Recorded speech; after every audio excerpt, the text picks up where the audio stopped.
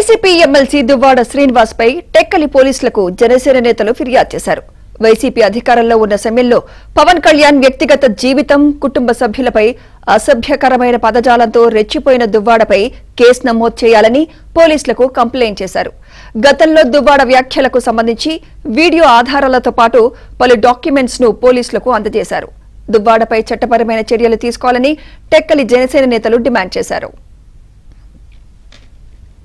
ప్రస్తుతం ఎమ్మెల్సీగా కొనసాగుతున్న గారి మీద కంప్లైంట్ ఇవ్వడానికి కోసం వచ్చాం. మా అధ్యక్షుల వారిని చాలా సందర్భాల్లో తోలనాడారు.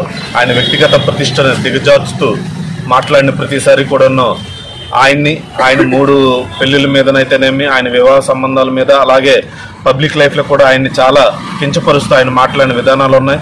ఒకనొక సందర్భంలో వాళ్ళు మాట్లాడిన మాటలను ఖండిస్తూ మేము ప్రెస్ మీట్ పెట్టిన తర్వాత ఆయన మా పార్టీ కార్యాలయం మీద కూడా దాడి చేయించారు.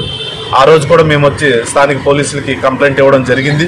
కానీ దురదృష్టవశాత్తు ఎవరు ఆ కంప్లైంట్ మీద రియాక్ట్ కాలేదు. కంప్లైంట్ మీద కనీసం మేము అనుమానితులుగా ఎవరి పేర్లు అయితే పేర్కొన్నామో వాళ్ళని కనీసం పోలీస్ స్టేషన్ పిలిపించి విచారణ కూడా చేయలేదు. నిన్ననే స్థానిక పోలీస్ శాఖ వారు ఆ అనుమానితులందరి మీద కూడా 41A నోటీస్ ఇవ్వడం అనేది జరిగిందన్నది తెలిసింది. కాబట్టి ఇప్పుడు మేము దువ్వాడ శ్రీనివాస్ గారు ఏదేదైతే మాటలు అన్నారో మా అధ్యక్షుల వారి మీద అవన్నింటినీ కూడా వీడియో రూపంలో పొందుపరుస్తూ వారి మీద శాఖాపరమైన చర్యలు తీసుకోవాలని కోరుతూ ఈరోజు టెక్కలి నియోజకవర్గంలో ఉన్న ఈ పోలీస్ స్టేషన్కి అయితే వచ్చి